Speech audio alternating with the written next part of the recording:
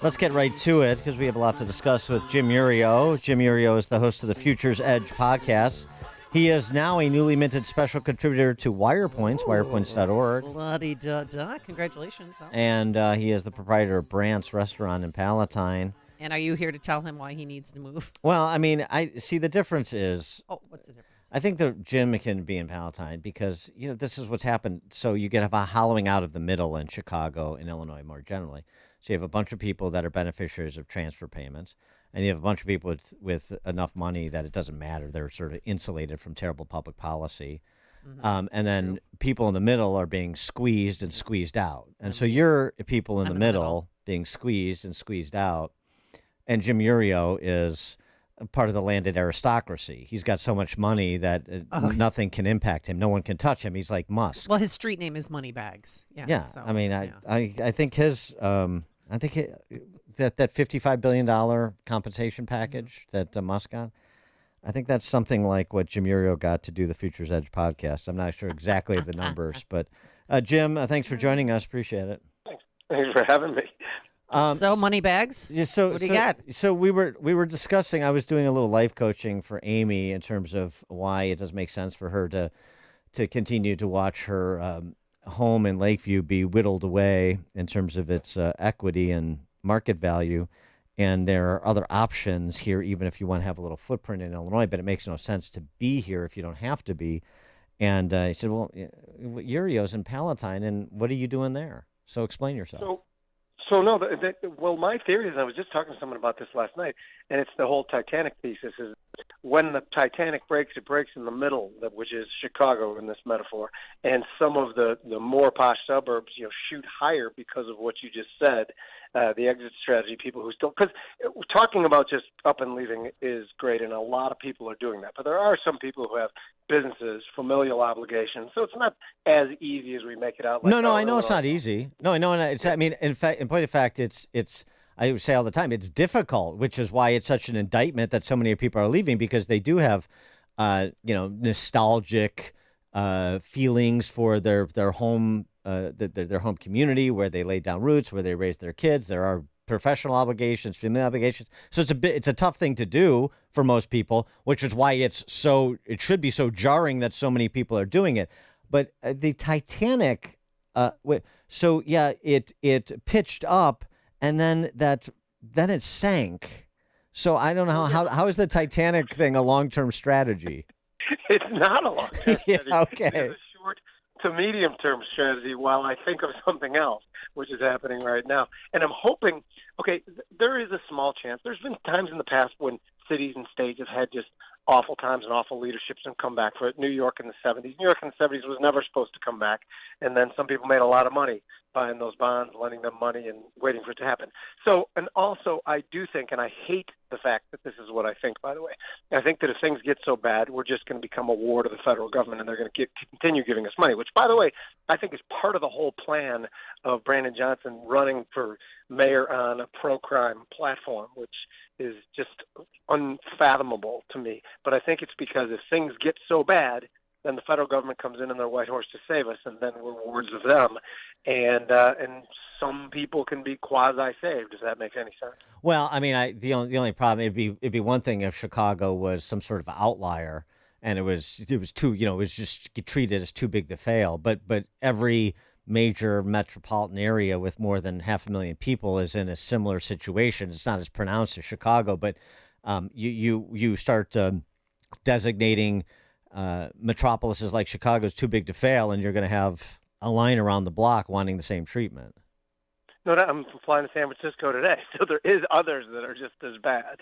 So I'll report back to you on that. No, and that's very, very true. But I genuinely believe, and it's the only thing that makes sense, the vectors are all pointing towards some sort of collectivist thing, where I guess they kept saying that Build Back Better. There has to be a demolition process in Build Back Better. I mean, we all know construction, and this is what we're in right now. So we have to figure out what we're going to do. And again, I've resigned myself to fight in the state of Illinois. Like you said, I'm doing some things with WirePoints.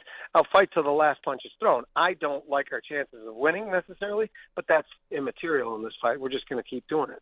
Yeah, and I know you were counting on Bally's to come online to turn everything around in Chicago, but now that casino looks like it may not even happen. It's so funny. The George Lucas Museum would have been this huge financial boon for the city of Chicago. Yeah. Voted that out. Valley thing's good too. But again, is it a great thing, by the way, that the governor gets on and he talks about how wonderful it is that tax from cannabis receipts are going higher, and now he's going to raise taxes on. I like to call it game. They call it gaming when it makes it sound less onerous than gambling, because it's an addiction thing. So the government has become our bookie and our drug dealer, and they celebrate it and are promoting it. So the whole thing, the whole notion, like even where our taxes are going to come from, everything is bad. There's nothing that's going good right now. Well, and if more people keep moving out, then what does that mean for those of us who have to stay? Well, we have a higher tax obligation. They have to figure something out. So that's what the question is: are we past that point of it's like the federal government when you have to start borrowing gobs and gobs of money just to pay off the money that you borrowed before, just to pay the debt service on that? You pass the point of no return. So the question becomes in Illinois: are the people leaving? They have to raise taxes on the people here, which makes more people leave, which they have to raise the tax again. And you know this. This is simple math. What point in time is the breaking point? And are we near it? Yeah, we have to be near it now. Well, I mean, this is the big short line. When is it going to happen? It's happening. It's been happening. Yeah. It's but just, also the line is the markets can stay irrational longer than you can stay liquid, which means too Right. that we all think that things are going to break, and then it takes another year, it takes another 2 years, and then it happens, and that is just the normal human desire to stay alive, you know. But I mean, is Chicago, at some point in the not too distant future, going to be unable to borrow? Yeah. So I've argued for years that Illinois bonds and Chicago bonds trade with this implicit backing by the federal government. When I said before the gobs and gobs of money coming from the federal government, there's already those munis are trading like someone's going to bail out Chicago and Illinois. Otherwise, why would anyone lend Illinois and Chicago money? Now, the sad part about it is the market is probably right, and it is probably part of the whole federalize everything plan is that the federal government is indeed backing our bonds. Now, if we switch presidents, and there's one that's not as friendly to what color are the Democrat states, red or blue? The blue states. Blue. If there's someone not as friendly to the blue states, that implicit guarantee might not be there. So it's that funny is that, I'm supporting the Republican candidate, but it might not be great for our state if they believe that he doesn't have our back like the other guy does. Well, I mean, now scaling this nationally, there was an interesting argument made by Paul Ryan, the former speaker, on the pages of the Wall Street Journal about crypto saving us from a pending debt crisis. He talks about the possibility of a failed Treasury auction forcing some real addressing of entitlement spending at the federal government. By the federal government, he points to dollar-backed stablecoins becoming an important net purchaser of government debt, U.S. government debt. If in fiat-backed dollar stablecoin issuers were a country, it would sit just outside the top 10 in countries holding treasuries. Their emergence as a mechanism for promoting the dollar couldn't be timelier, he writes. The U.S. benefits from the dollar status as the primary international reserve currency. As the economy becomes more digital and multipolar, the dollar's primacy is constantly under threat. And so he argues that that dollar-backed stablecoins are a way out of our profligate spending in this new digital world. What's your reaction to that argument? That to me sounds more like central bank digital currency. As soon as you throw the dollar-backed thing in there, then I'm out. And that's the central bank digital currency is literally game over for individual liberties. We've seen it play out in China and in Canada. They'll know everything you do with your money, and if you do something they do not like, they will close down your accounts, and that could be extended to eating too much meat, driving too many miles. We've seen it happen before. Now, if he wanted to talk about actual cryptocurrencies, I just spoke at a Bitcoin conference in Austin. Last week, and I'm telling you, there was 10,000 people there who think that Bitcoin is the answer because it's not tethered to the dollar. It's not. Hold on. So that's what they all believe there. So this is a big voting issue for that bloc. Well, and so right, but that's the problem is that like an institutional man like Paul Ryan is clearly arguing for a stable, regulated, dollar-backed stable coin. That's central bank talk. Of course it is, and it's one of my number one voting issues. My number one voting issue is that someone's got to speak out against that, not for it, and I didn't expect that from him. And also, it's an authoritarian power grab. There's no question about it. Someone says.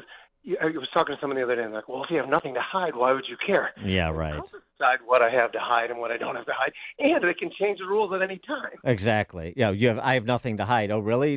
You're sure that every political view you have is the consensus position of those in power, and including when those in power change, or you're going to make sure they know that your position has changed to align with theirs? Because that's what we're really talking about. Because that's what we've seen with efforts like Jesus. The New York the Supreme Court case about the New York financial institutions regulator going after the NRA with respect to banking and insurance interests. I mean, come on, that's what we're talking about. People got fired from companies before because they donated to the wrong candidate. Just think about that. We have to get our arms around the notion that people have a tendency to be authoritarian if you give them the opportunity to be. So we as a people can never give them the opportunity to be. By the way, our society that went through what we went through 4 years ago, where we gave them an inch, we gave them 2 weeks to flatten the curve, and they took 2 years. How does anyone need more convincing of the bad nature of some people, probably even most people? Power corrupts, absolutely. We've been saying that for thousands of years. Why are we surprised when we give power that they abuse it? We got a front row seat though for the first time. One more development just in discussion of currency, because there's so many theories afoot about America's precarious position with the dollar's precarious position as the world's reserve currency. And so this report on Sunday that the 50-year petrodollar agreement between the United States and the Saudis has expired, and without renewal, meaning the Saudis can now sell its oil in other currencies, including the yuan and including digital currencies. Is this something we should be concerned about? Yes. Okay, so there's the whole de-dollarization theory that's been knocked around for the last couple of years, that all these countries, because it began when we froze up Russian assets, Russian treasury bonds, and kicked them out of the SWIFT payment system. When you are the world's arbiter, the world's reserve currency holder, you have responsibility. You're like the judge of all global transactions. And the world looked at us the first time, Russia did something, we didn't even dig into who was right, who was wrong. And let's say Russia's wrong. I don't care if anyone's going to call and send me hate mail. But it's not up to us to just automatically use sanctions and use financing. So the world started to have more of a question about if we were the right person to be the reserve currency holder. But now the other problem is, who are you going to trust instead? China certainly can't be it. So the dollar is very entrenched. U.S. Treasury is very entrenched around the world, and to get out of those would be an extremely inelegant process for a lot of countries and would hurt themselves. So I don't really believe that within the next 10 years the dollar is going to lose its reserve currency status. But things like this matter when countries are starting to say, yeah, we don't trust you quite as much. And it is gathering steam, and it's something that should be watched. Now, from a trading standpoint, I've been long gold and Bitcoin and real estate because I believe that the dollar is moving slowly towards not having the prominent position that it's had in the last 50 years. So I don't think it's going to happen today. I think, okay, here's what I think. Dollar losing its reserve currency status or any sort of currency crisis, I think is about a 5 to 10% chance over the next 5 years, which, by the way, is ridiculous and irresponsible that the stewards of our currency have put us in this position where we had just the gold standard of currencies only 5-6 short years ago. Great point. Jim Iuorio, host of the Futures Edge podcast, special contributor to WirePoints, wirepoints.org, and the owner of Brant's in Palatine. Jim, thanks as always. Thank you guys for having me. Thank you, and he joined us on our turnkey.pro answer line. It's news, opinion, insight. This is Chicago's Morning Answer on AM 560. The Answer. Conveyors keep your products moving, but when they break down, it can cost your company time and money. If you need help with conveyors, call a company that has the expertise and capability to help. Hi, I'm Dave Van Camp, president of Vans Industrial. I've got over 40 years of personal experience in dealing with conveyors and their related parts. At Vans, we install and maintain all types of conveyors, including screw conveyors, belt conveyors, drag conveyors, and bucket elevators. And if you need related conveyor chutes, drives, guards, or dust collection, we can design and install all of these